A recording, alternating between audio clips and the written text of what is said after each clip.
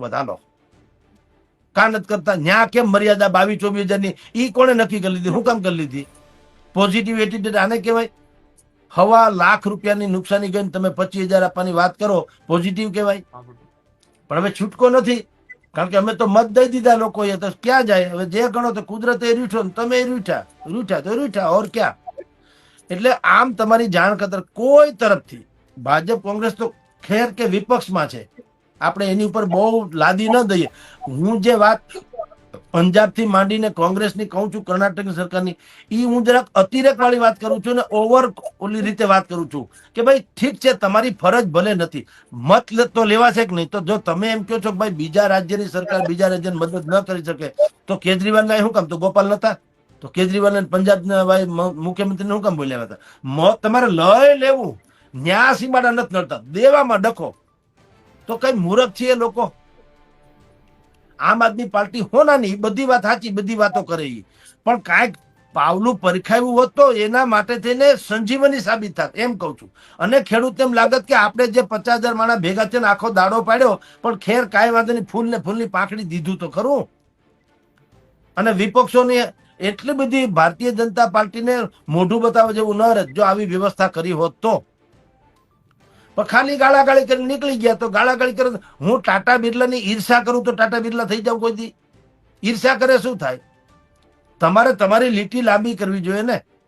તો દાન ધર્મ ન થઈ શકે એવું કોણે કીધું? તિરુપતિ બાલાજીમાં તમે હું નથી પૈસા ધરતા, ત્યાં કઈ સીમાડા નડે છે? દાન ધર્મ તો ગમે એ કરી શકાય. તો આ એક પ્રકારની સહાય જ છે ને, દાન જ છે ને, મદદ જ છે ને. આપણા છે પાછા. આ સૌરાષ્ટ્ર ક્યાં કરાચીમાં આવ્યું છે કે ઇસ્લામાબાદમાં છે? અહીંનું તો છે, આપણા ભાઈઓ છે. દુઃખી થયા. તમે ગુજરાત, તમે પંજાબ જે છે એ દેશના સૌથી સમૃદ્ધ રાજ્યમાંનું એક છે. તો ભાઈ ફૂલની પાકડી અમે 200-500 કરોડ રૂપિયા તમને આપીએ, સરકારને આપશું, સરકાર જેને દેવા દે, પછી ભલે જે થવું થાય. તો તમારી તો આબરૂ વધી હોત.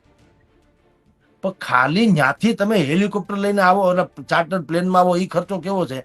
એ બધું તમારે કરવું છે. 5 સ્ટારમાં તમારે ઉતારા રાખવા છે, તમારે બધું તમારા સંગઠનની વાતો કરવી છે. ખાલી ખેડૂતને તો ખાલી ઢાલ બનાવો છો, તમારા ખભે બંદૂક મૂકવાની. હજી અમે આક્રોશ રેલી, કોંગ્રેસ વાળા આક્રોશ રેલી કાઢશે, ભાજપ વાળા વળી બીજું કાંઈક કરશે. હમણાં થોડાક દી પછી નવરા થાય, આ કેવડિયાનો થાક ઉતરશે, પછી વળી આ પ્રશ્ન હાથમાં લે, 5-15 દી ગાળીને વળી જે કાંઈ બટકા નાખો એ નાખીને ફાકા ફોદારી માર્કેટિંગના માસ્ટર છે એ કરશે. તો શું ફેર પડ્યો મને કયો? ખેડૂતને અંતે શું ફેર પડ્યો? તમારામાં એવું સરકારમાં ખાસ કરીને તો ભારતીય જનતા પાર્ટીને એવું કેમ ન હોવું કે ભાઈ તમારી નજર સામે છે, 7/12 દાખલા તમારી પાસે છે, જગદીશભાઈ ખાતેદાર છે કે નહીં એ ખબર છે, કેટલી જમીન છે એ ખબર છે, શું વાવ્યું છે એ ખબર છે, એનો ગ્રોથ શું હતો એ ખબર છે, બધી ખબર છે. અને અત્યારે સેટેલાઇટ જુઓ તો એ ખબર છે કે આ બધી માટી તણાઈ ગઈ, પાથરા તો જવા દો, માટી તો તણાઈ ગઈ, નુકસાન તો છે. પણ આ ખેડૂતે તો આ બીજો વાત થાય પૂરી. એમાં બીજું મર્યાદા ક્યાં નડતા હે? એટલે ઈ પણ એક ડખો છે.